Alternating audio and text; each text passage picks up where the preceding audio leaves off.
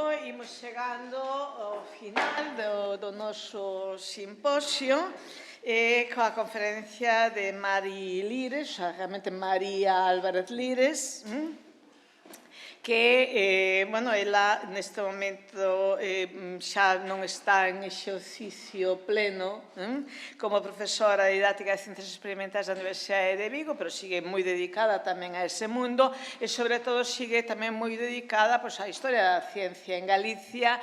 É unha bella colaboradora do Consello da Cultura Galega en materias deste tipo e aínda seguimos celebrando na Universidade de Vigo o bo uso e mal uso do mal, que se iniciou sendo tamén membro da executiva o profesor Díaz Cierros, e tamén outro tipo de colaboracións. Ela estaba tamén nesas outras conmemoracións salmentinas que lembramos onte, tanto no tricentenario como despois na época do Día das Letras Galegas. Eu recordo compartir tamén daquela tribuna con ela en Pontevedra.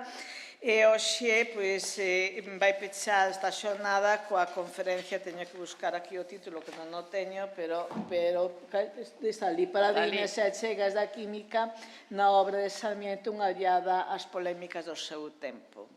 Ten a palabra, moitas grazas. Bo día.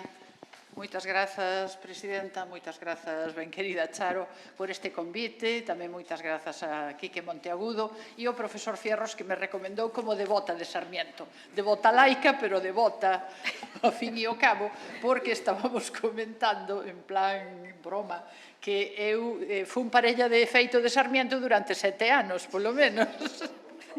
Así que, e con Sarmiento percorrín parte da xeografía española e parte da xeografía francesa, porque non é fácil perseguir de onde veñen as ideas de Sarmiento, non é fácil conseguir a bibliografía que el cita, obviamente non a lín toda, pero sí unha boa parte. Despois de poñer o título, teño que confesar que casi me arrepentín, porque dixen, as polémicas do seu tempo, así que escollín algunha, nada máis, porque sería imposible. Con unha soa polémica poderíamos facer un simposio. Ben, pois aquí aparece o padre Sarmiento, que non é exactamente o retrato do simposio, e aquí aparecen, pois, de alguna maneira, os intereses fundamentais aos que me vou referir no relatorio, que son a historia natural e a metalurxia. Antes de nada, gustaríame comentar que significaban as ciencias do século XVIII, porque, claro, cando leemos textos de Sarmiento, o primeiro que se nos ocorre é interpretar os textos de Sarmiento á luz dos coñecementos actuais. E as ciencias do século XVIII pois tiñan pouco que ver. Inda que está comezando a desenvolverse a ciencia moderna, que non a contemporánea, teñen pouco que ver.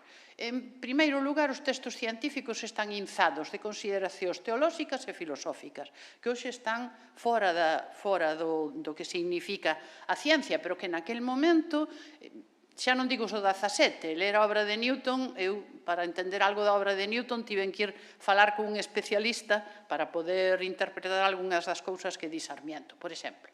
Hai polémicas entre paradigmas, o cartesianismo e o newtonianismo, pero o problema é que, ademais, hai pervivencia de antigos paradigmas, o aristotelismo, o hermetismo-animismo.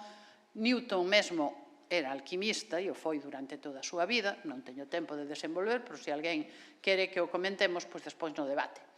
Cartesianismo presente no newtonianismo, un intento de síntese desta muller que teñen alá arriba a dereita, de Madame du Châtelet, que intentaba unha síntese entre Descartes, Newton e Anconwa e Leibniz, que foi desconsiderado. A ciencia occidental seguramente tería sido diferente, pero aí quedou.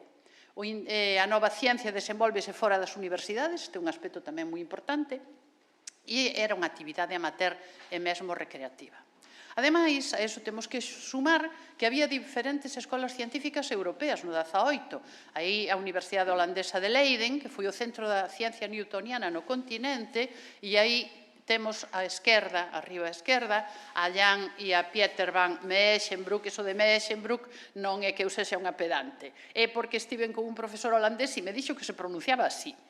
Entón eu procuro facer honor a ese profesor. E Hermann Boerhaave, que está aquí, que os poño aí porque teñen grande influencia no pensamento e na práctica de Sarmiento.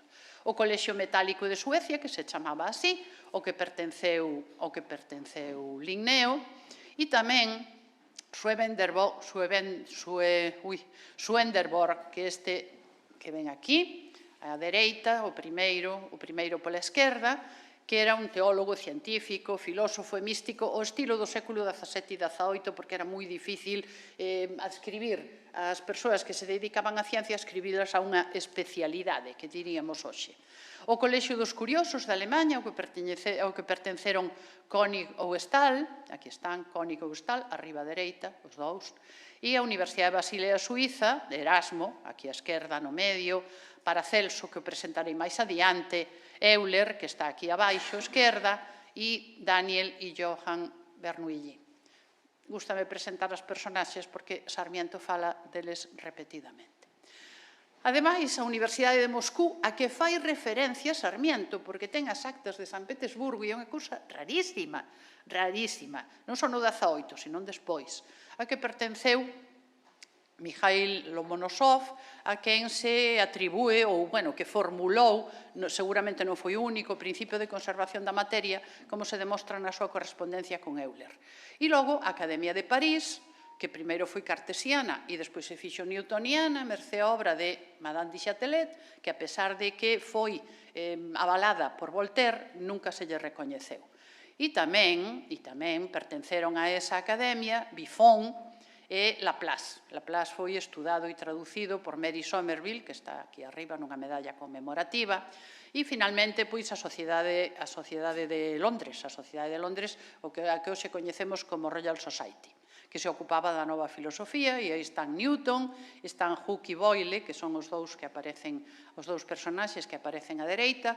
Hooke era o experimentador de Boyle, quedou oscurecido completamente, e cando Hooke se fartou, parece, e decidiu que Boyle investigara pola súa conta, a parte experimental de Boyle descendeu espectacularmente. Temos a Leeuwenhoek, abaixo, o segundo, empezando pola súa esquerda, e o do medio, Leeuwenhoek, que ten un famoso libro, Micrografía, onde aparecen os protozoos, etc., que eran descoñecidos, ou Huygens co seu principio ondulatorio. Ben, a que se chamaba física no século XVIII? Pois a física do XVIII ocupábase das razóns e das causas de todos os efectos producidos na natureza, animados ou inanimados, o sea que non era a física actual. A física actual estaría máis próxima a eso que se chamaban matemáticas mixtas, que abranguía todas esas disciplinas. E, ademais, hai unha característica que Sarmiento fai referencia moitas veces: as mulleres acceden á ciencia, os salóns e a ciencia para damas. Sarmiento, ao longo da súa obra, cita moitas mulleres eruditas, moitas mulleres, ou incluso atopei algunha que hoxe é fácil xa de localizar, pero que estamos falando de hai máis de 30 anos. Hai máis de 30 anos non tiñamos internet. Os servizos informáticos da Universidade de Vigo montáronse no ano 98, é dicir, que toda esta tese se fixo sin internet. Fixose directamente lendo dos manuscritos, que isto procede da miña tese, claro. Que ocorre ca física? Pois que o método experimental newtoniano e os novos inventos e aparellos non convertiron así de súpeto a física nunha ciencia cuantitativa. Non é que non se contaran cousas, non é que non se pesara, non é que non se medira, pero iso non tiña repercusión despois, digo en xeral, como paradigma xeral, non tiña unha repercusión inmediata. Precisáronse moitos anos para que a física pasase de ciencia cuantitativa a ciencia cualitativa e explicase fenómenos como a calor, o fogo, a temperatura, a electricidade, que daquela se explicaba mediante o paradigma dos fluidos sutiles, no que non vou entrar, pero, en calquera caso, intento amosar de algunha maneira a complexidade da ciencia ou do panorama científico daquel tempo. Contra finais do século XVIII comenzase a facer medidas máis precisas e, a partir de aí, comenzase a anunciar leis cuantitativas que servían para predicir, pero non sempre para explicar os fenómenos. Pensen que no XVIII non se coñecía a diferencia entre calor e temperatura, a pesar de que había xa termómetros. Pero iso é toda unha polémica sobre o fogo, en fin, é complicado. E que acontecía que a historia natural? Pois a historia natural era unha disciplina omnicomprensiva que comprendía os tres reinos, o vegetal, o animal e o mineral, e incluía os seres humanos. E abranguía todos os mistos, é dicir, todos os materiais, sexan animados ou inanimados, da natureza. Pero, por exemplo, a fisioloxía, a botánica e a zooloxía seguían formando parte da física, do que se chamaba física no 18. A investigación das funcións dos animais e das plantas quedaba fora da historia natural. Comezas a estudiar a botánica a marxe dos remedios de botica, que hai unha figura á dereita, María Merian, que viaxou a Surinam, unha colonia holandesa, e aí fixo un fermoso libro, bueno, e máis cousas, pero un fermoso libro sobre as metamorfoses dos insectos. Contra finais do 18 vanse separando as diferentes disciplinas da historia natural e o que acontece ca medicina, ca química, ca fisioloxía. A bioloxía, hai que salientar que a bioloxía non se librará do aristotelismo ata ben entrado o século XIX. É unha das disciplinas experimentais na que pervive máis o paradigma aristotélico. E que ocorría, que acontecía ca química? Pois a química estaba enguedellada ca historia natural. E outro tanto lle acontecía con respecto á física, e as polémicas da calor, as polémicas do fogo, do aire, das gravidades específicas, das que agora comentarei, as densidades actualmente, pois estaban xuntas, encerelladas. E tamén formaba parte da medicina, da que se consideraba unha ciencia auxiliar. Así que, cando falamos da química do século XVIII, non é exactamente, nin inexactamente a química de hoxe.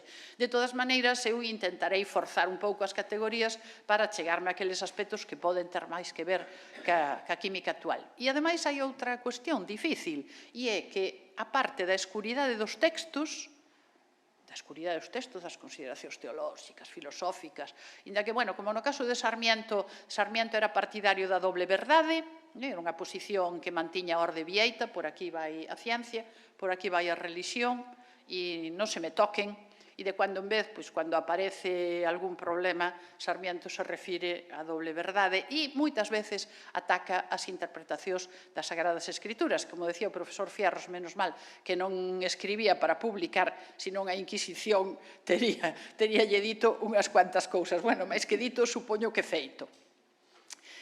Xa digo, non coñecíamos como eran as disolucións, non sabemos as concentracións das disolucións, aquí hai algún colega químico que sabe de que falo, os nomes das sustancias químicas eran diferentes, só se creía na existencia de 7 metais, Sarmiento non, ora o veremos, e a ciencia química comezará a facerse newtoniana cuantitativa ca escola holandesa, onde estaban Meschenbruck e Boerhaave, e a finais do século XVIII, con Anne-Marie Antoine Lavoisier, aquí hai un debuxo de Madame Lavoisier, no que aparece Madame Lavoisier, non se ve moi ben, porque, claro, isto é unha reproducción dunha reproducción, que era realmente a xefa de laboratorio, porque Lavoisier andaba por Francia recadando impostos. E entón, eu entendo que era algo así como o investigador principal do grupo, daba as directrices, para entendernos, e logo Anne-Marie era a que estaba, e de feito, cando Lavoisier morre, bueno, máis ben o guillotinan, 10 anos despois, Anne-Marie publica as súas memorias. Non está aquí o profesor Manolo Bermejo, que é un devoto de Anne-Marie Lavoisier, pero recollo a testemunha. E que pensaba Sarmiento sobre a química? Pois é difícil sabelo, porque, claro, primeiro, hai que facer un percorrido polas doutrinas químicas ás que Sarmiento se refería. E iso non é fácil. E máis, non hai moitas obras de filosofía da química, así como hai filosofía da física, filosofía da bioloxía. Sin embargo, a filosofía da química, eu atopei mentira, non atopei, gracias a miña amiga e colega Mercé Izquierdo, catedrática emérita da Universidade de Barcelona, que me acompañou a Montpellier, pois pudemos localizar as obras de Hélène Metzger, unha francesa que no 69 e no 74 escribe unhas obras fantásticas sobre a interpretación do pensamento químico nos séculos XVII e XVIII, non sei se no XVI, bueno, agora teño... Ben, xa digo, hai que interpretar as doutrinas paracelsianas, a alquimia, o mecanicismo, o newtonianismo, percorrer os autores e autoras a que se refería Sarmiento, e así entenderán por que vivín 7 anos con Sarmiento. E aínda así non conseguín descifrar todo. Hai que consultar o catálogo de obras que afortunadamente conseguín, grazas ao profesor José Tojo, desaparecido xa hai 16 anos, afortunadamente, con gran dificultad, porque, como decía onte, non está Xan Carmona, ir á Biblioteca da Real Academia da Historia, que foi onde estiven, eu estiven sobre todo na Biblioteca da Real Academia da Historia, na Biblioteca Nacional, e logo consultei da colección Medina Sidonia, porque daquela, obviamente, non había digitalizado nada, pois os 3 tomos que existían no Museo de Pontevedra. De tal maneira que as miñas citas de hoxe corresponden àquelas daquela investigación de hai 30 anos. Xa veréis se en algún momento reviso a colección Medina Sidonia, non sei eu se me dará a vida. Así que a interpretación das fontes require ver cual era a influencia da filosofía corpuscular, de Gassendi, que teñen aquí, que o cita moitas veces Sarmiento, o paracelsismo, aí está o amigo Paracelso. E, ademais, hai que considerar que as ideas científicas se expresaban en referencias a feitos e a marcos teóricos moi diferentes e que a xente que traballaba en química e en ciencias en xeral se refería a marcos moi diferentes. Non é posible escribilo, inda que eles, sobre todo eles, se adscriben e di, non, eu son como Newton, que decía hipótesis non fingo, e despois, cando se vai ler a súa obra óptica, que non se refire só a ópticas, que ten moitos aspectos de química, está chea de hipótesis, completamente chea. Pero na retórica do discurso, como se trata de ir en contra do cartesianismo e se trata claramente dunha loita de poder, ademais de concepcións científicas que non as dubido, pero hai unha clara loita de poder entre a escola newtoniana e a escola cartesiana. Newton di hipótesis non fingo. E despois resulta que é alquimista, tamén é alquimista. Cousa que se descubriu con gran escándalo en Inglaterra, creo que foi no ano 45. Ben, Sarmiento non rexeita os convites de academias e sociedades científicas. Aquí aparece, para que non teñan que ler toda a cita, porque senón isto é tremendo, Messier de la Condamine, que o teñen aquí á esquerda, pois ofrécelle a Sarmiento a posibilidade de escribir, e en algúns casos ofrécenlle mesmo pertencer ás academias de ciencias, e Sarmiento di que España non está para imprimir, ni aún para saber, sino cada uno para sí mismo. De que fala Sarmiento? Fala da Inquisición, fala de que está escarmentado na cabeza de Feijóo, porque o amigo Feijóo tivo mesmo, a pesar de ter o favor real, tivo mesmo que cortar partes da súa obra. Sarmiento foi o que lle proporcionou a maior parte da bibliografía, o seu lector de textos e probablemente o escritor dunha parte dos seus textos, inda que el non o di nunca, pero vaise deducindo. Escarmentado con todo iso e, ademais, con que os seus propios contertulios da cela de San Martín fan mofa del, e digo, mira esta idade que lle deu a Sarmiento en dedicarse al padre Sarmiento, en dedicarse a la historia natural. Mesmo o seu amigo, o duque de Medina Sidonia, Sarmiento escríbelle algo así como tú tamén, bruto, hijo mío. Ti tamén te mofas de min. E entón, pois, el fai esas referencias na súa obra. E aparecen uns elementos que son importantes, sobre os que volverei despois. Reniego del hombre que non pode ser racional por sí mismo. En Sarmiento hai tamén resonancias importantes de cartesianismo, resonancias importantes de subxectivismo, a pesar de que a súa obra, entendo eu en química, é máis newtoniana que cartesiana, pero aí explica todas as súas razóns para non pertencer ás academias. Aí vai aparecendo a igrexa de San Martín, que xa non existe. Cales eran as fontes de erudición? Non, perdón, aquí abaixo. As fontes de erudición de Sarmiento. Pois, según el confesa, eran os libros do mosteiro de San Martín, di el, que pican en 10.000 volúmenes. Non o podemos comprobar, pero sí podemos saber os volumes da súa cela. Eu sí que tiven acceso, tiven o microfilm e o tiven fotocopiado. Pasa que ese quedou no Museo de Pontevedra e a estas alturas non sei onde para, como diría Sarmiento.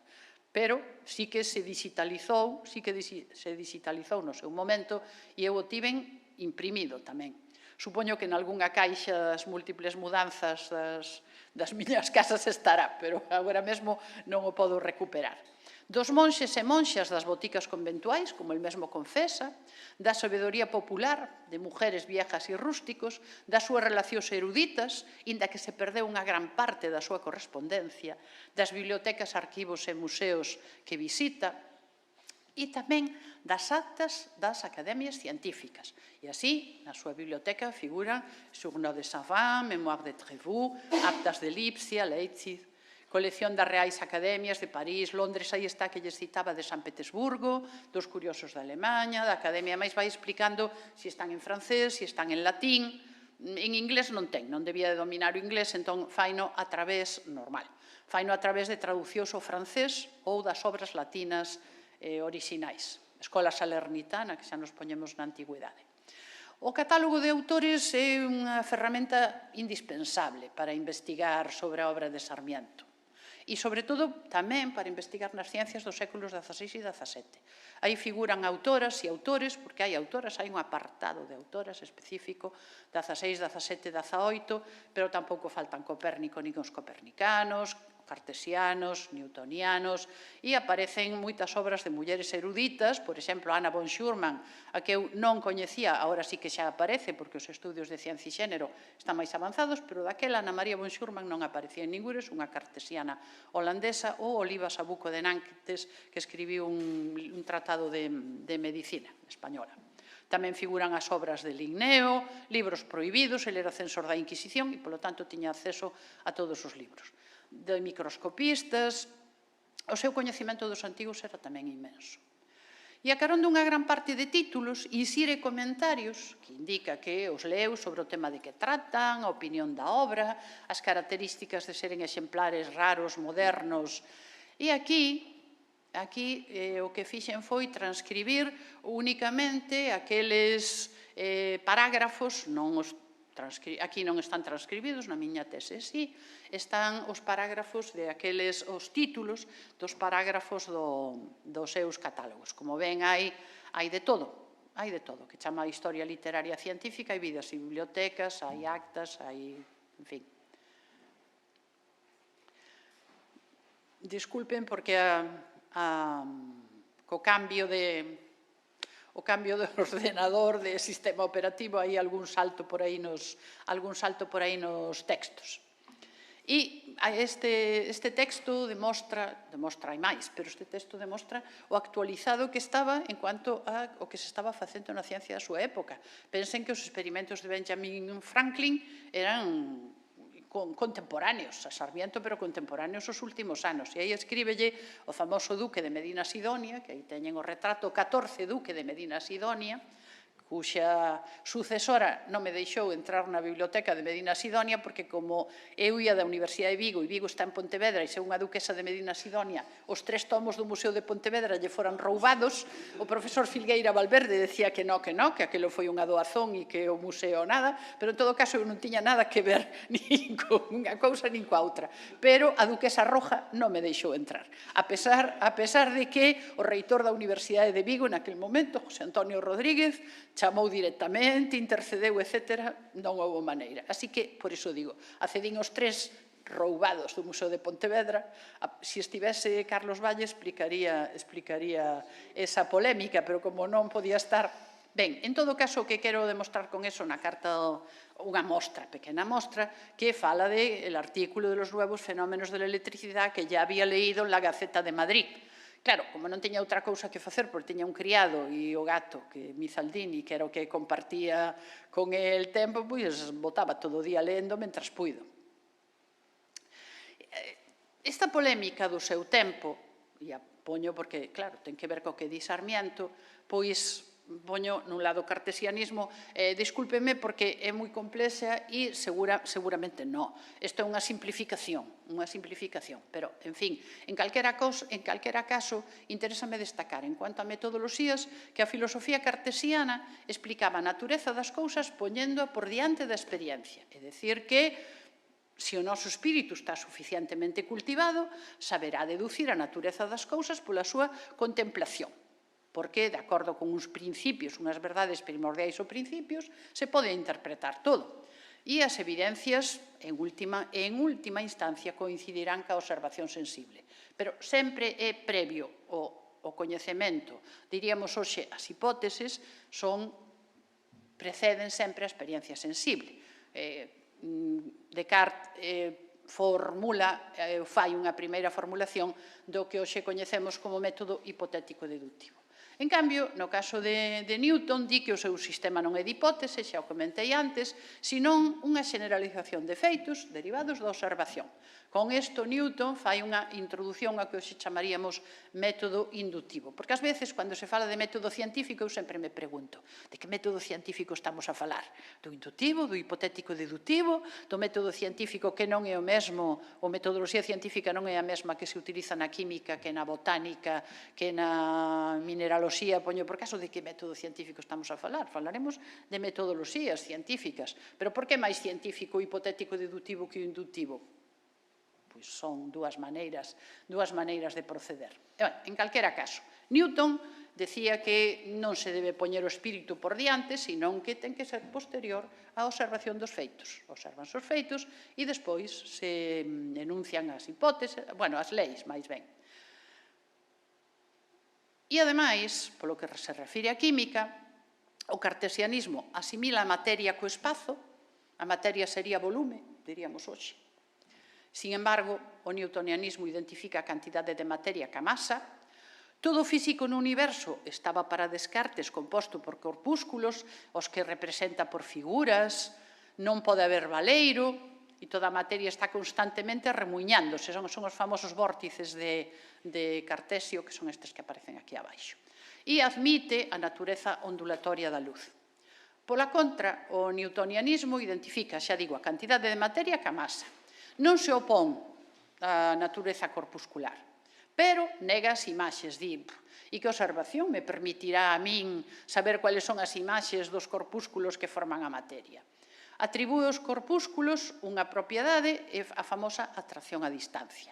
Como resulta que nas polémicas a Newton dinlle, vostede está en contra dos antigos, pero resulta que admite eso da atracción a distancia que ninguén sabe o que é. Entón, Newton admite o éter para explicar que esa atracción se transmite a través do éter. Por certo, que esta cuestión do éter atopeina con moita posterioridade nunhas enciclopedias, as enciclopedias Rubio, que ao mellor alguén dos presentes que teña máis de 60 anos as tivo que utilizar, onde aparece a referencia ao éter, de 1960 e non sei cuántos. Libros de uso aquí neste país.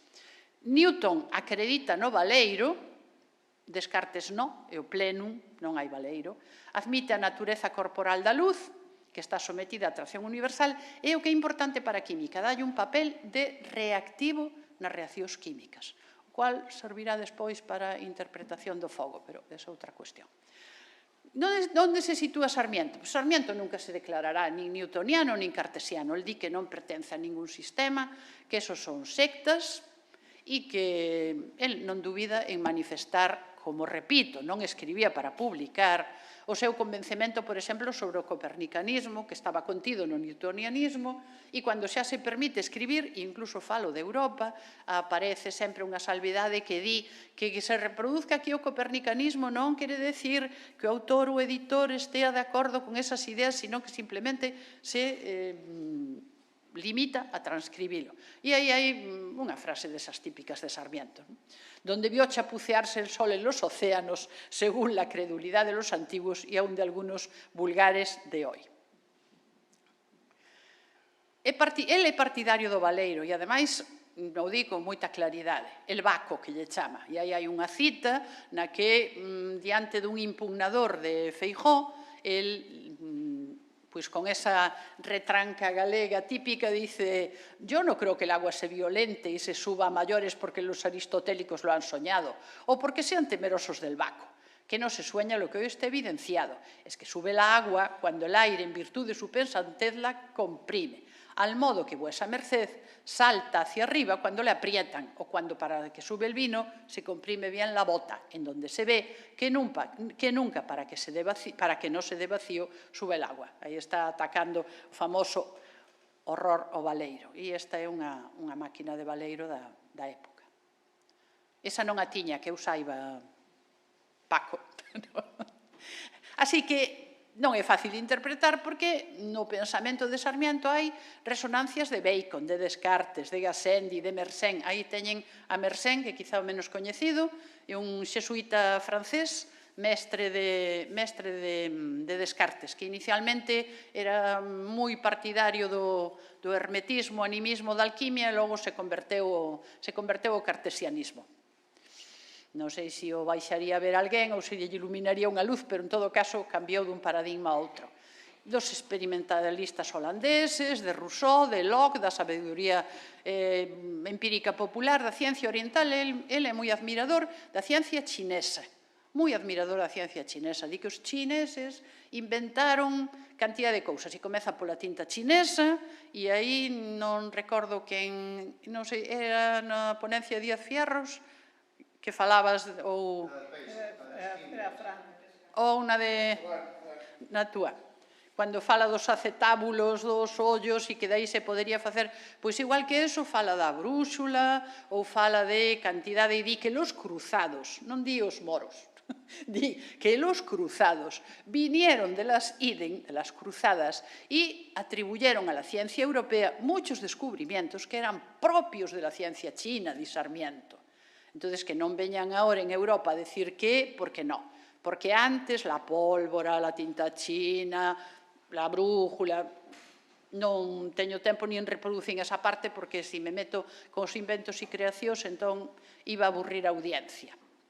Pero, en calquera caso, que sí é certo é que el moitas veces di esta proposta que acabo de ver na Academia de Ciencias de París, ata non sei que, del año non sei cuánto, del parágrafo non sei que ven sendo unha maneira de citar, non son normas APA, pero se parece bastante. Son citas moi claras e moi precisas. El sempre cita a orixe da súa erudición, sempre. Entón, ás veces di, pois esta proposta xa a fixera eu e agora aparece aquí. Ou xa lla escribín nos folios a non sei quen, ou os mandei a Galicia e non me fixeron caso. E mire por donde agora, na Academia de Ciencias de París, na de Londres, na de Alemanha ou na de Suecia, aparecen estas propostas que eu xa fixera antes. Sarmiento era, segundo a profesora Llegue, e eu o recollín porque a tese da profesora Llegue e o seu libro sobre Sarmiento foi o primeiro marco que eu tiven para aclararme un pouco no medio de todo aquel mare magnum, eu que son química orgánica de primeira formación, de entrada, encontrarme con todo aquilo e ter que transcribilo cando non tiña nin idea, pois foi unha tarefa non doada. Entón, o libro de Allegue e os contactos con ela foronme de moita actualidade, de moita utilidade. Sarmiento declárase a sí mesmo como alezófilo, é dicir, indagador da verdade, onde sexa, e autodidactus. Recorden aquela cita que puxen aí un pouco, reniego del hombre que non pueda ser racional por sí mismo. Non é moi partidario, nin nada partidario de Descartes, que teñen aí, porque é demasiado dogmático para él. Pero, en cambio, sí que gustanlle sistemas como os de Bacon e tampouco aceitará, Bacon, o innatismo das ideas preconizado polo cartesianismo. E o estilo de Paracelso, pois di onde busca a verdade, niños, rústicos, etc. Vou ir un pouco depresa. É un sabio difícil de etiquetar. Imos ao que, o centro, diríamos, do relatorio. Sarmiento sistematiza unha metodoloxía científica analítica baseada no método xeométrico matemático que amosa en Sobre el vegetable llamado Seixebra. No resumo del vegetable llamado Seixebra, amósase con moita claridade esta metodoloxía. E no resumo, sobre todo, porque, claro, el vegetable llamado Seixebra, se mal non recordo, son 650 folios. Unha cousa é ler os 650 folios, outra cousa é sintetizalos. Eu lerlinos todos, pero para analizar fun ao resumo. Salienta que non é o mesmo a observación que a interpretación, e esa é unha idea modernísima, pero modernísima. Depende, di el, das combinacións que se faga e tamén da multitude de noticias que se teña. É dicir, que non basta con observar, senón que hai que interpretar. E tamén sempre di que hai que inquirir a verdade a través da experiencia sensible, sobre todo a vista e o tacto, porque o oído pode ser engañoso e o gusto ás veces é perigoso, e o olfato, sobre todo tratándose de produtos químicos. Fala, por exemplo, de Paracelso, que morreu, disque, segundo a lenda, porque tomou diamante esmagado. O diamante esmagado e morreu. Hai outras versións que din que o asasinaron, non sei cual é, pero Sarmiento, en calquera caso, fai referencia a eso. E que el sempre busca a felicidade e a utilidade, como xa os relatores que me precederon indicaron, dos habitantes de España e de Galicia. Vaise achegando o newtonianismo e ademais o repite. E iso mestura cos elementos de Euclides. Pero claro, a xeometría euclidiana é hipotética. E aí ten un problema para casar o seu empirismo, a súa base na experiencia, que a xeometría euclidiana. Todas as ciencias, di, razoan modo matemático. A xeometría euclidiana, por máis que se utilice un método hipotético, conseguiu demostrar evidencias. Logo, perdeu ese carácter de hipotética. Como solucionamos isto? Pois como conseguiu demostrar evidencias, deixou de ser unha ciencia de fantasía, deixou de ser un marco de fantasía, logo se pode usar. E aquí comenzan, pero non aí, as referencias a Meschenbruck. Meschenbruck, por certo, non era un só, eran dous, Young e Peter, pero a Young pasoulle con respecto a Peter como lle pasou a Hooke con respecto a Boyle. Young era o experimentador e o que realmente deseñaba todas as experiencias, basicamente, pero quedou na escuridade. Para conseguir ese grabado que teño por aí, tiven que remexer moito, porque aparece Peter, pero non aparece Young. E fala das obras de Peter Meschenbruck, e en concreto fala de unha para a mocidade que el recomenda para os estudios científicos útiles. Di ad infinitum, que procede analíticamente, así que non é difícil chegar á conclusión de que efectivamente, e lendo e interpretando os 65 pliegos da Seixebra, se ve clarísimamente que procede por análise e síntese, que é o método newtoniano. Newton propuña análise, síntese, e en espiral, pero de tal maneira que se vai avanzando sobre o anterior. Non se volve ao mesmo punto, non é circular, senón que é espiral. E iso que fai Sarmiento exactamente aí. E o seu pensamento cadra en moitos aspectos con Meschenbruck e con Boerhaave, da escola newtoniana holandesa. Así que nos imos achegando claro, a súa metodoloxía. É unha metodoloxía analítica original. Ten resonancias newtonianas, pero que ela aplica a historia natural. E ela aplica a historia natural tal e como dixen, e aí fala das análises, metafísica, física anatómica, económica, botánica, química, ataca a metafísica e di que os analíticos de Aristóteles non adiantaron nada, que os bárbaros rústicos e aldeanos son os depositarios e as mulleres galegas son as depositarias e que hai que proceder con todos eses aspectos. Non podemos dicir que fose un químico, claro, porque carecía de medios como el mesmo recoñecerá, pero era probablemente o mellor coñecedor da química en España. Pola súa biblioteca, polas relacións eruditas, con Boules, aí teñen a Boules era un químico que andaba por España, non sei moi ben, non me acordo agora moi ben se era protegido real, probablemente o fose, e ten relación con el e lle manda mostras da platina que ahora veremos, e amosa a contradición sempre, el sempre amosa, di, hai unha contradición entre a defensa do experimental, da empiria, e o feito de que estou metido nunha cela e non podo experimentar. O que non é que el non quixera, como lle decía eu antes a Fran, non era do CSIC. Sarmiento non tiña un CSIC, nin siquiera tiña unha institución. E ten intereses específicos pola metalurxia e os intereses e as análises dos vexetais. Aí aparecen, grabados da metalurxia do libro de Alonso Barba, e aparece a Carqueixa nos seus grabados. El fala sempre da utilidade da ciencia. Pero ben, aquí aparece unha achega importante de Sarmiento que é referente á platina. A platina, o oitavo metal. Sarmiento non acreditará nunca na existencia de 7 metais. Aí os teñen representados, según un grabado da alquimia, aquí están os 7 metais, e os 7 metais están no interior da Terra, medran no interior da Terra grazas á acción divina, pero o home de alquimia, ou polo menos a traducción da alquimia, pode axudar, e aí está o problema da alquimia, digo, en cuanto a heterodoxia, pode axudar o crecemento dos metais no interior da Terra. E aí nos meteríamos noutra polémica na que eu non vou entrar, porque eso sería outro simposio, pero eso será para outra ocasión.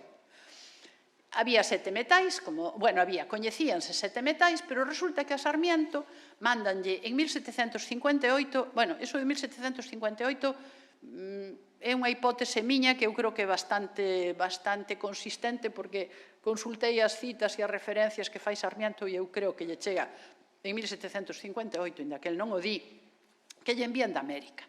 Sarmiento ten unha balanza hidrostática na cela, porque no documento de objetos ad usum que yo, Fray Martín Sarmiento, tengo en la celda de San Martín, entre outras cousas, ademais do microscopio que lle envía Feijóo, porque se lo envío a su paternidad porque mis ojos ya no están para ver átomos. E entón manda yo a Sarmiento, e hai unha balanza hidrostática. E eu aí concordo co profesor Fierros en que, efectivamente, Sarmiento utilizaba a balanza hidrostática para determinar gravidades específicas que hoxe chamaríamos densidades e comparala cas tablas de Meschenbruck. Aquí fala que se descubriu el metal, que llaman platina del pinto, que yo mandaron e que hai un problema, porque a mena do platino é moi difícil de traballar. El di que é moi friable, que esfarélase. En definitiva, esfarélase. Era como se utilizaba o de moi friable. E aparece nun libro anónimo que eu penso que o libro de Mogén, Sarmiento non o di, pero remexendo, creo que era un libro do autor que só agregando estaños se pode trabajar con facilidade. Entón, el vai seguindo e vai citando a Meschenbruck, aí hai unha mena de platino, e fala, como sempre, de que hai dúas químicas, a química natural e a química de los hombres, e que los hombres nunca podrán adelantar a la química natural. Neso, Sarmiento sempre se sitúa da banda dos sistemas naturais. Sarmiento tiña obra de Buffon e ademais a lía, a pesar de que Buffon estaba prohibido pola Inquisición. Eu de Buffon non lín todo, consultei na Biblioteca de Montpellier algunhas citas que me interesaban, pero non a lín toda, porque non se sabe quantos volumes, pero Sarmiento seguramente que a lera toda. E sempre se sitúa en sistemas naturais, e iso válelle para a botánica, válelle para a química e válelle para todo. Na polémica sistemas naturais e sistemas artificiais, a que facía referencia o profesor Izco, hai un pedazo, sempre se sitúa da banda dos naturais. É dicir, que non é que fose menos científico por situarse na banda dos sistemas naturais, era unha polémica completamente viva no século XVIII. E aí enfrontábanse as dúas visións, a de Buffon por un lado e a de Linneo por outro. Hai quen di que ten que ver con que Buffon era de tradición católica e Linneo de tradición protestante e que ten que ver con esa polémica, pero eu non vou entrar aí. En todo caso, deixar constancia de que para Sarmiento o que había que facer era definir os mistos polo olor, sabor, lugar onde se atopan, características, a súa utilidade, e iso di el, e ese sería o verdadeiro sistema. Entón, repito, que lle vale. Tamén hai que decir que a clasificación de Linneo para minerais non adiantaba cousa, que diría Sarmiento. Para as plantas e para os animais non é discutible, pero a de metais e minerais, pois, non. E aí fala con esa sorna de sempre que físico e químico me probará que la naturaleza non ha creado outra sustancia metálica cuya gravedad específica non sea superior a del oro purísimo, etc. Distribúe mostras, non se sabe, Meschenbruck morre, inmediatamente despois que lle manda a mostra, pero non se sabe se Boules, Ligneo, etc. fixeron algunha experiencia. Pero el entendemos que mide a gravidade específica ca balanza hidrostática que ten na súa cela e chega á conclusión de que debe ser o oitavo metal. Debe ser o oitavo metal porque non é ningún dos anteriores. E tamén o propón tamén traballar cas gravidades específicas para determinar as propiedades das madeiras. E entón xa fai referencia a Galicia, os bosques, a utilidade, etc. E aí fala de como se podería facer. Sigue argumentando que non hai 7 metais e nin hai 7 astros errantes, que xa hai telescopios, que xa se sabe moito e xa non hai... E cita a Bayer, que xa se contan por millares las estrellas fixas, los planetas pasan de 10 y los metales pasan de 8, contando la platina por el octavo. Y los elementos no pasan de 3, pues el elemento del fuego ya se desapareció. Aí fai referencia, a él non lle gusta, o fogo non lle gusta, comentarei ahora brevemente porque non lle gusta, e, finalmente, efectivamente, da platina del Pinto obtense o metal platino. Dice, non sei se é realidade ou non, que o rei manda que o platino, a esmena de platino que se encontre en América, se leve en barcos e se tire ao fondo do océano, porque senón van falsificar o ouro, porque ten unha gravidade específica moi semellante. Entón, di Sarmiento, puede contraecer el oro.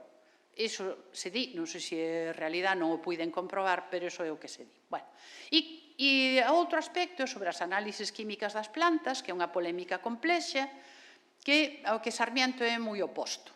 Nese momento hai unha euforia que a destilación fraccionada, pero que eu identifiquei que ten que ser a destilación fraccionada, e Sarmiento di, eso non vale para determinar as virtudes dos vexetais, porque das mesmas plantas, unha salutífera e outra venenosa, resulta que se van obter os mesmos principios.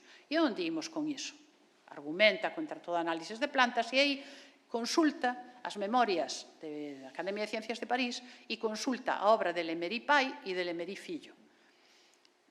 Sobre as análises químicas, sigue argumentando, aí hai un alambique do século XVIII e el está en contra. Di que el vino estupendo, que ten unha virtud natural, pero a aguardiente é un veneno.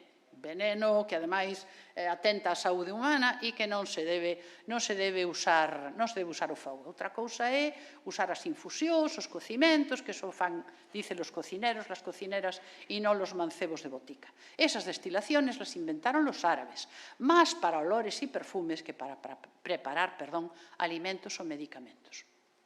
Aí cadra con Louis Lemery, el consulta a obra de Nicolas Lemery, que eu puiden consultar, o curso de química de Nicolas Lemery, aquí está Nicolas Lemery, un grabado da época no laboratorio, pero o fillo, Louis Lemery, di, bueno, sí, as análises químicas tiveron moitas virtudes, pero tamén teñen problemas. É pouco útil se se pretende ver para que serven os vexetais. E pone a mesma observación que yo había hecho leyendo las análisis de su padre. Aquí está Louis Lemery, non me vou deter porque xa vou mal de tempo. E a polémica, xa vou rematando, a polémica das análises das plantas non é allea á polémica sobre a natureza do fogo. Que era o fogo? No 18 non se sabía. Non se sabía que era unha reacción química, non se sabía que era unha combustión. E aí aparecen múltiples preguntas. É unha sustancia corporal simple? É un principio que sumándose a outros elementos fai diminuir o seu peso? É un fenómeno pasaxeiro? É por que os corpos non arden no baleiro? Cal é o papel do aire na calcinación ou na combustión? Aí teñen unha disertación sobre a natureza e a propagación do fogo que encarga a Academia de París, institui un premio, e Voltaire e Madame du Châtelet concurren por separado, non gañan o premio, pero sí que lles publican o traballo. Resumindo, coñece e participa en todas as polémicas do seu tempo, toma posición con argumentos propios, nas discusións da súa cela, nos seus escritos e os seus intereses, repito, ata a saciedade é un ideal moi ilustrado, polo menos no discurso, que é a felicidade e a utilidade das ciencias e das artes. Ten todo un gran espazo na súa obra dedicado ás artes e aos inventos. A metalurxia derivada da alquimia, aínda que el nunca lle recoñecerá que deriva da alquimia, pois é obxecto do seu interese. Non acredita na transmutación dos metais, a pesar de que na súa época se mantén, por exemplo, Boerhaave, tampouco na existencia de 7 metais, sin embargo, admitirá o crecemento dos metais no interior da Terra. Creo que era na ponencia de Díaz Fierros que se falaba diso. Admite, é unha opinión moi generalizada no século XVIII. Non está de acordo ca medicina galena, a que tacha de ignorante, non está de acordo ca alquimia, nin ca iatroquímica, química médica, que tamén ocuparía outro espazo, porque son escuras, porque son especulativas e quiméricas e, ademais, están ditadas pola avaricia dos impostores. Pero admite que esas quimeras serviron para avanzar a busca da pedra filosofal, a busca da transmutación, permitiron avanzar da panacea universal. Atacar a astroloxía, propugnar a experiencia sensible como base de todo o coñecemento e argumenta, iso tamén é moi importante, a favor dunha linguaxe precisa e clara na química e en todas as ciencias. E nesa mesma liña propoñerá o establecemento dun único sistema de medidas, que foi moi posterior. Este é un grabado francés, pero é posterior. Recomenda o estudio da metalurxia e da historia natural e propón a formación de equipos de investigación. Naquele momento era a ciencia recreativa, eran basicamente homes de ciencias, algunhas mulleres ás que se lle permitía acceder, e eran monxes e homes que tiñan diñeiro ou ben a quen algunha mecenas financiaba, como, por exemplo, Descartes, a quen financiou a raíña Cristina de Suecia. Eses son os tres elementos polos que el, os tres aspectos polos que el se nega a aceptar as análises químicas. Sin embargo, el recorre a maneira de Paracelso as andadoras, bruxas e a rústicos para que lle ensinen o que saben as virtudes dos vexetais por observación, por experiencia e por tradición, consonte a súa defensa da sabedoría popular, sabedoría empírica. É unha obra complexa, polo tanto, é inútil que busquemos na súa obra unha síntese superadora de todas as ideas, teorías e metodoloxías que influen no seu pensamento ou que utiliza. E, ademais, descubriremos contradicións. Eu, ser devota de Sarmiento non quere decir que todo o que decía Sarmiento era verdade ou era correcto ou que non existiran contradicións no seu pensamento. E aparece, pois, o que xa comentei, a xeometría euclidiana, cando defende un empirismo puro. Ou aparecen hipóteses implícitas e ás veces explícitas nos seus escritos. Pero iso tamén aparecía na obra de Newton, na de Descartes, na de Lemery, na de Boerhaave, e iso non é un desdoro, responde á época. E, finalmente, debe ser considerado, entendo eu, e creo que, aínda que aquí tiven que facelo moi abuela pluma que decía Sarmiento, debe ser considerado introdutor da química newtoniana en España. Que, por certo, comentaba onte a Carlos Valle, que seguiu a miña investigación, que, cando preparei isto, e con isto remato, púxeme a buscar, dixe, bueno, a ver, desde que eu escribín, a ver se alguén se fai eco de iso que decía eu, de que é un introdutor da química newtoniana en España. E, efectivamente, sin buscar moito, atopei un autor, cuxo nome xa esquecín, que fala, é posterior, a que Sarmiento é un introdutor da química newtoniana en España, pero, como ben dicía Sarmiento, non me cita. Non estou triste por iso, pero quere decir que, como decía Sarmiento, a historia se repite. Utiliza o método analítico newtoniano baseado na experiencia, inda que recoñece que o método matemático non se pode aplicar ás virtudes dos vegetables, que di el, porque non son seguras nin evidentes. Acredita no Baleiro, defende o método analítico baseado na experiencia sensible a maneira dos científicos newtonianos, como Boerhaave ou os irmáns Meschenbruck. E con isto remato, e moitas grazas, e desculpen porque me alonguei un pouco máis do que me tiña que alongar.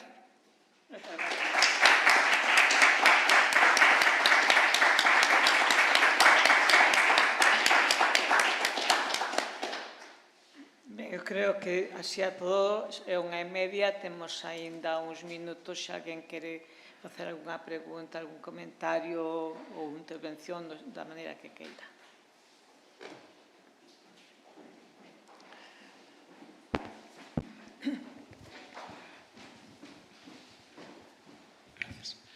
Moitas grazas. Vouche facer unha pregunta, un comentario que non ten que ver directamente ca química, pero sí que ten que ver cos afáns científicos de Sarmiento. esa especie de teoría que utilizaban no tempo para decir a doble verdade, bueno, isto é un tema que está no campo da religión e isto é un tema que está no campo de tal. A mí dá a impresión de que Sarmiento é unha maneira que ten para desfacerse de calquera tipo de preocupación teolóxica. É dicir, non quero entrar en no que realmente el pensaba, pero o que é certo, lendo os seus escritos, é que el os temas religiosos tiña completamente apartados das súas preocupacións e, ademais, non influían nada en como el desenvolvía os seus pensamentos ou as súas opinións. Non sei que che parece. Sí, a ver, eu non sei, non podo entrar, non o sei, porque a orde vieita, que tamén en parte a orde xesuíta tamén participa diso, da doble verdade, se é para non crearse problemas. E dice, bueno, como decía unha sobrinha miña cando era pequena, non quero líos. Pois non sei se era por iso ou realmente o pensaba, pero sí que é certo que ás veces entra. Ás veces entra, e entra en interpretación do que din as Sagradas Escrituras. E di, el cedro del Líbano, aquel que flotaba, e que se dice como un milagro, de eso nada. ¿Qué pasa? Que a densidade, la gravedad específica, era menor que la del agua e, por lo tanto, podía flotar. O sea que de cuando en vez entra, de cuando en vez entra. Pero sí, eu creo que é unha maneira, como di el, de desembarazarse de todo aquilo que non lle permita continuar cos seus estudos, el sí, temeroso de Dios, el creente religioso, pero eu creo que sí, concordo contigo. Teresa.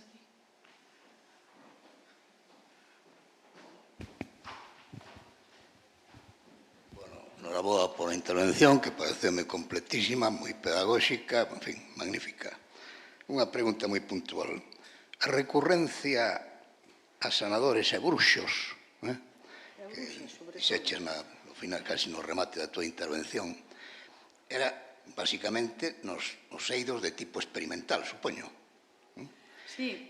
Coa esa frecuencia tan habitual en él tamén de citar as fontes, cando se trataba deste tipo de averiguacións, tamén citaba ese tipo de fontes? Sí, el sempre, bueno, sempre non, pero moitas veces, sobre todo na medicina e na botánica, sobre todo, pero claro, nese momento falar de medicina era falar de química tamén. E hai na súa correspondencia, sobre todo co seu irmán, pero hai máis, no epistolario aparece e noutros lugares tamén, que lle escribe e di, consulta con fulanita de tal, de unha aldea de cual e de su hija de non sei que remedios utilizan para, pois, curar, non lle chamaba así, pero unha infección de ouriños, por exemplo. E sí, el o vai citando nos escritos, e o cita cando considera oportuno. Non só fai referencia retórica, senón que fai referencia, aí sí que se distancia de Feijóo, porque Feijóo nos seus escritos, non, polo menos no que eu teño lido, non leín toda, pero non fai referencias á sabedoría popular, e sobre todo, ele ademais fala de viejos e viejas, porque fala en masculino e en femenino, escribe en masculino e en femenino, e fala de bruxas. De bruxos non, fala de bruxas. De curandeiros pode ser, pero fala de bruxas sempre. E fai referencia. E para isto son máis útiles los remedios de non sei que. Y, por ejemplo, para la medicina, son más útiles las mujeres porque conocen más del cuerpo, de la realidad, porque las mujeres atienden a los partos. Teresa de la Nación.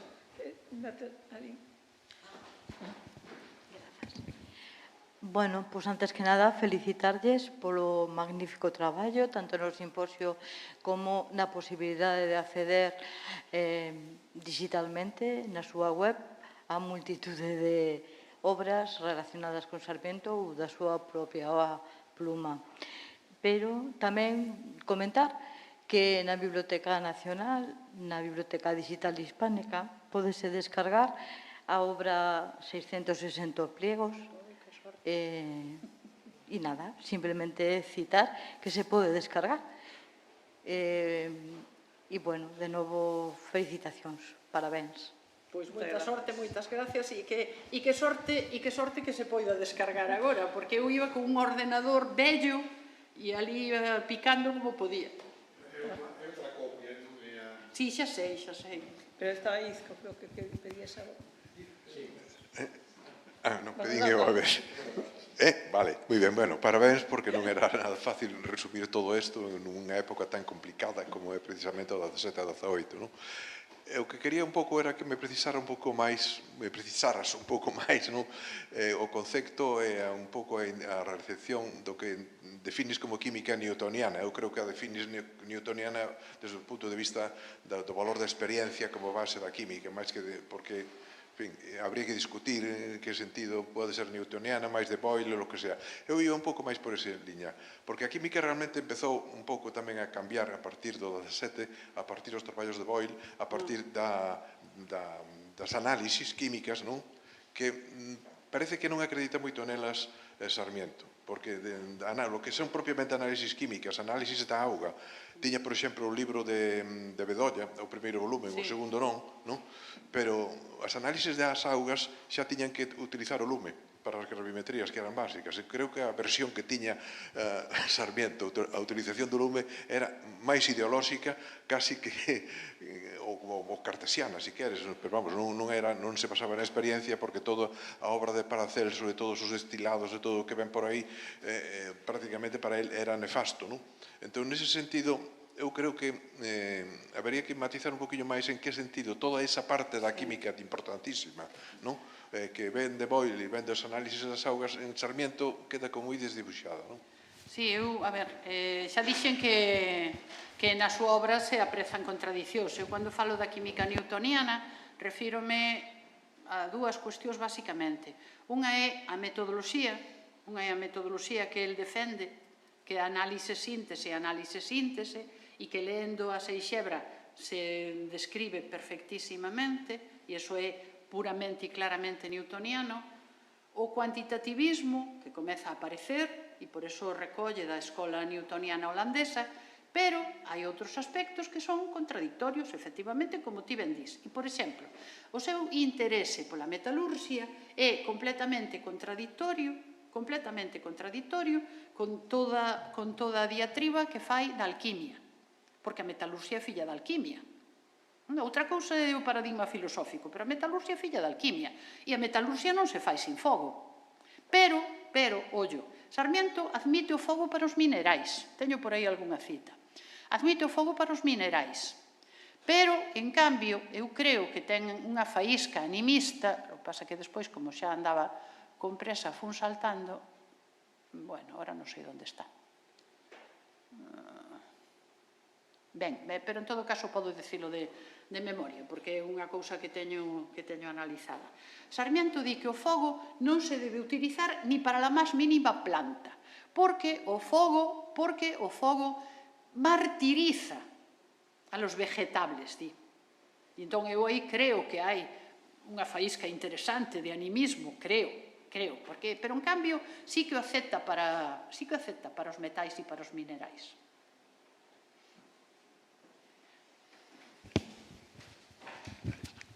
Por volver otra vez a esa doble vertiente de que tenía Sarmiento sobre la verdad y sobre las implicaciones de tipo religioso.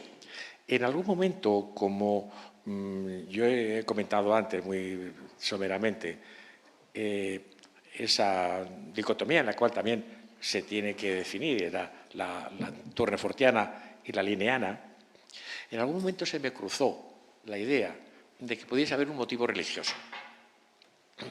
Tournefort era un hombre católico, de área católica, era un francés del mediodía, con relaciones familiares en el ámbito religioso, y mientras que Linneo pues, era un sueco, como correspondía, un luterano, podríamos decir, un hombre de la parte extendida del catolicismo. Y creo finalmente que no. No sé si él tendría algún temor a persecuciones por la Inquisición o lo que fuese, pero a mí me parece que eso es fruto de su apertura de pensamiento. Él analiza y se expresa sobre sus preferencias, no lo dice así, pero siguiendo a Tournefort porque se basa en los clásicos. Eso para él es de un valor esencial en su posición, mientras que Linneo es un rupturista absoluto.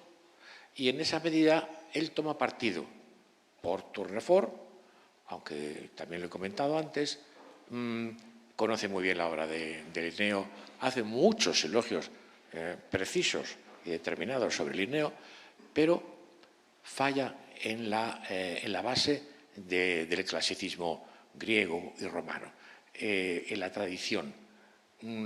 Y no solamente en la tradición, sino en la orientación que le da a la botánica. Para él la botánica ha sido una botánica de utilidad, fundamentalmente en el campo de la medicina, de la cura de las enfermedades. Y Linneo pasa de todo ese mundo.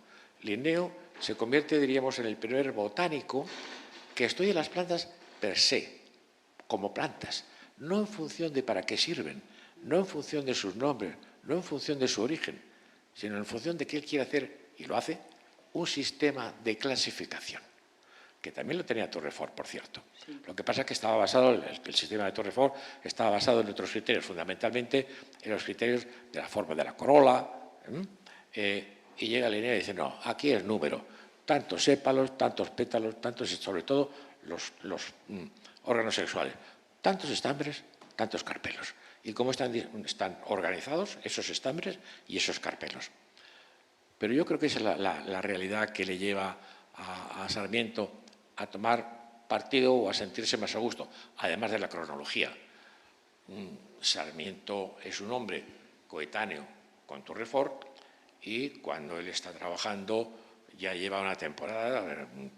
Los primeros escritores de Linneo son del año 35, 36, su famoso Especies plantarum es del 53, es decir, ya le cogen a Sarmiento con una edad. Pero pienso que no hay ningún tipo de razón religiosa para que él tenga sus preferencias en ese sentido. Eu creo que, coincido ca túa apreciación, se me permites. Sarmiento é partidario sempre de sistemas naturais. Sarmiento mantén, e nos seus escritos é obsesivo, con que a natureza é o modelo máis perfecto a imitar. E se a natureza é o modelo máis perfecto a imitar, para que imos andar con sistemas artificiais? Para que imos andar con artificios? Así, dito en linguaxe coloquial. Entón, el recolle, o mesmo que Tournefort, recolle do sistema filosófico de Buffon. Buffon, partidario dos sistemas naturais.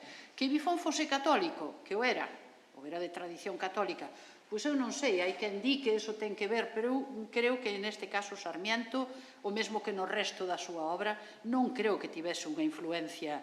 El non fala diso, porque ademais ele dos que di que na Ilustración unha parte da filosofía da Ilustración que xa empeza a desaparecer, pero unha parte inicial polo menos, mantén que todos os mixtos que existen na natureza son talmente como foron creados por Deus.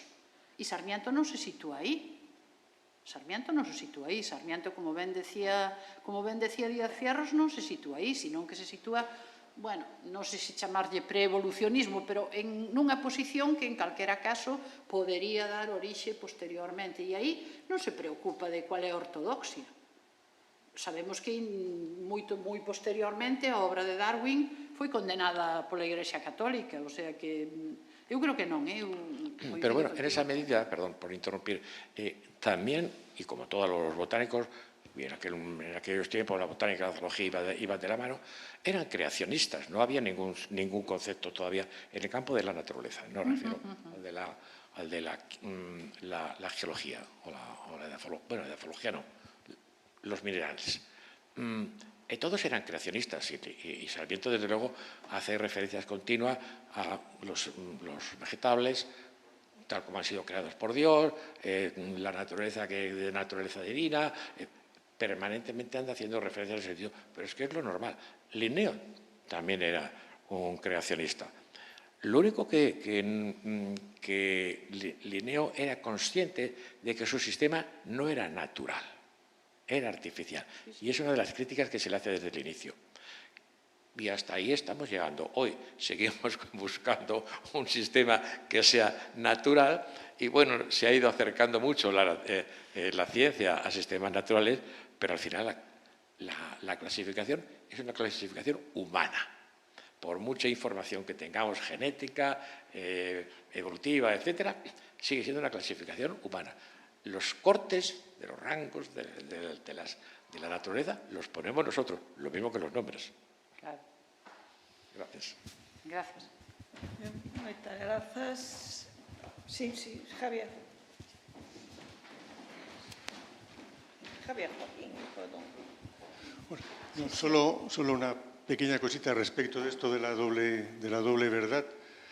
Que no hay contradicción, en efecto. Son dos formas de acercarse al libro de la naturaleza, ¿no? Ya recuerdo que Robert Boyle, en su libro El cristiano virtuoso, dice precisamente eso, que ser experimental, ser empírico, no quita para ser un buen cristiano, y que son dos vías de acercamiento al conocimiento de la obra de Dios. Entonces, o del libro de la naturaleza, que usan las dos terminologías. Entonces, yo creo que Sarmiento se inserta un poco también en esa línea, aparte de que pueda haber también en ocasiones, como dice Enrique, un uso utilitario, valga la redundancia, para dejar al margen cuestiones que puedan ser, vamos a decir, conflictivas, ¿no? E, bueno, era solo para recordar esa referencia. Sarmiento mesmo vai máis aló, porque ás veces fala especificamente, non recordo ahora se era demostración crítico-apologética, ou non, seguramente aí non, porque aí esa foi para publicar. E di que, falando de Aristóteles, e di, en isto se diferencia Aristóteles de la traducción de los aristotélicos hecha por los católicos, como si está en contra desas interpretacións. El ven dicir que as Sagradas Escrituras hai que respetalas, pero ollo que o que din de aspectos científicos non sempre se corresponde cas interpretacións científicas. Por aí vai Sarmiento. Dice, los mistos que Dios ha creado en la naturaleza, pero non di que sexan inmutables. Non di que os do 18 foran os mesmos que os do século I. Por aí vai, creo eu. Eu só quería dicir unha cousiña con respecto ao experimentalismo de Sarmiento, que é un tema que eu penso non tocamos. E el experimentou moito coa meteoroloxía. De feito, fixo moitas medicións de temperatura comparadas entre Madrid e Pontevedra. Tiña no seu estudio, como ben sabemos, un termómetro de Reamir, e, desgraciadamente, perdeuse a extraordinaria colección de datos meteorolóxicos que fixo durante anos e anos e anos de Madrid. É unha pena que se perderan, pero este experimentalismo que ele levaba a cabo, además facendo medicións comparadas no mismo día, na mesma época, entre Madrid e Pontevedra, que eu penso que é unha cuestión científica interesantísima, que amplía tamén un pouco o abano das súas preocupacións científicas, a climatoloxía, a meteoroloxía como ciencia. Non, quería hacer na máis, por outra parte, felicitalo porque me encantou a súa ponencia, verdade que sí. E moitas gracias ao Consello da Cultura por estas xornadas, este simposio, verdad que sí? Estou nos disfrutando moito, nada máis. Gracias. Grazas. Sarmiento, efectivamente, experimentaba e lo di cando podía. E, por exemplo, respecto á botánica, di que está moi cabreado, vale a expresión coloquial, non sei como di exactamente Sarmiento, non teño a cita na cabeza, porque el tiña plantas nas fiestras da súa cela, pero saiu unha ordenanza de Madrid que eso era un perigo, que cando había vento, que caían e que entón tivo que retiralas e, claro, a partir de aí xa non puido experimentar. Pero volveu a poñerse. A verdad que aquilo pero volveu a poñerse. De feito, despois de poñelas, un ano e maio saleu unha semilla dunha planta que era o bangué, que el deixou na medrar e cortou en outubro. O bangué ten un último estudio sobre ele ao final da súa vida, quizás o último estudio botánico que escribiu, penso que sí, é o cannabis sativa, é a marihuana. Naceulle en maio e cortou en outubro, sin palabras. O mellor por iso acusaban de ser drogadicto, non? De tomar anacardina. Anacardina non, pero sería marihuanina, e non hai caso. Bueno, este detalliño só. Damos a palabra a Enrique Monteagudo de último e coa mesma chamámoslos tamén para que veña aquí para clausurar o simposio.